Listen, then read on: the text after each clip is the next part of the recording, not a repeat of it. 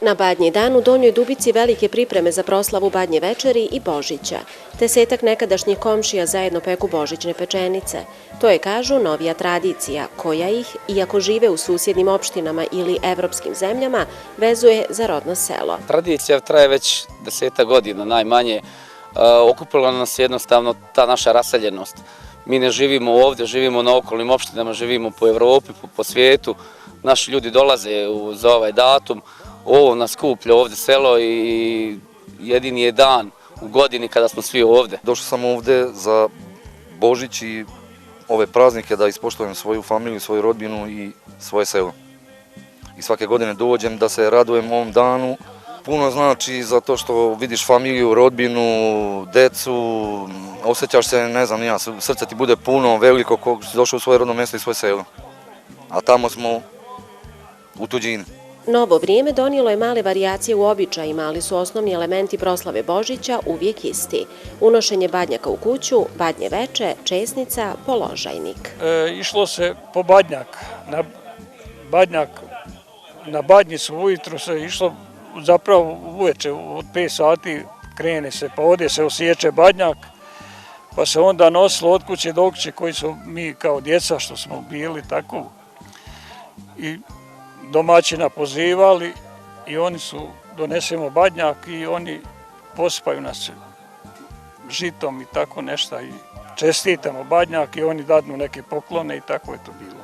Tu noć idemo na ponoćku, pa onda ujutru kad dođemo svi skupa doručkujemo, čitava familija, doručkujemo zajedno, mirbožimo se i to je običaj bilo, djece puno, onda se unosila slama u kuću pa je se to, svi smo zajedno spavali na toj slami božićnoj, tu se i večeralo i tako to se nije iznosilo do čitavu sedmicu, bude ta slama do malog Božića, do Nove godine.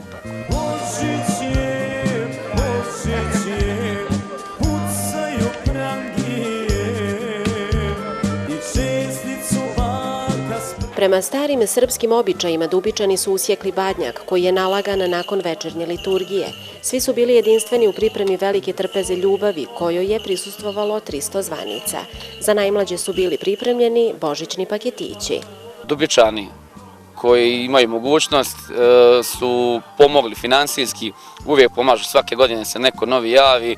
Bude ovdje oko 80 djece koja dođu da bi bila ovdje roditelji dovedu da im pokažu odakle su im korijeni, ko su im babe, djedovi, komšije, rodbina.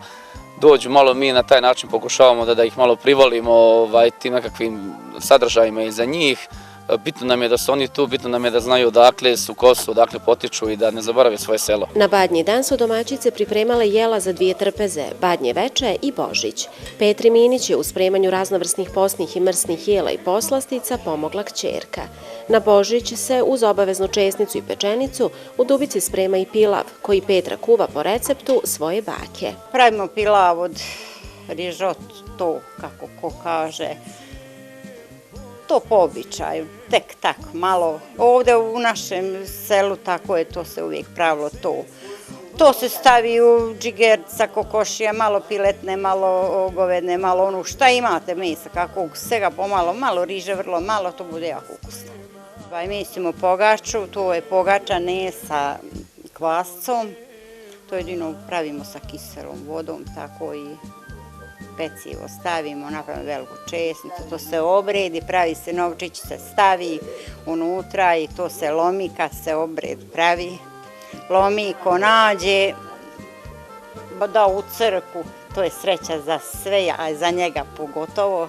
Dubičani su u ratnom vihoru rasijani širom svijeta, ali svi nastoje da se u vrijeme velikih pravoslavnih praznika vraćaju svome selu, okupljeni oko tradicionalnih vrijednosti u nastojanju da budu čuvari običaja i ognjišta svojih predaka. Obnovili su u ratu do temelja spaljenu crkvu, renovirali spomenik žrtvama fašističkog terora, uredili mjesno groblje. Mladi naraštaji i posebno oni koji žive na području Šamca i Modriče oživjeli su fudbalski klub Bratstvo koji se uspješno takmiči u 4. ligi Srpske.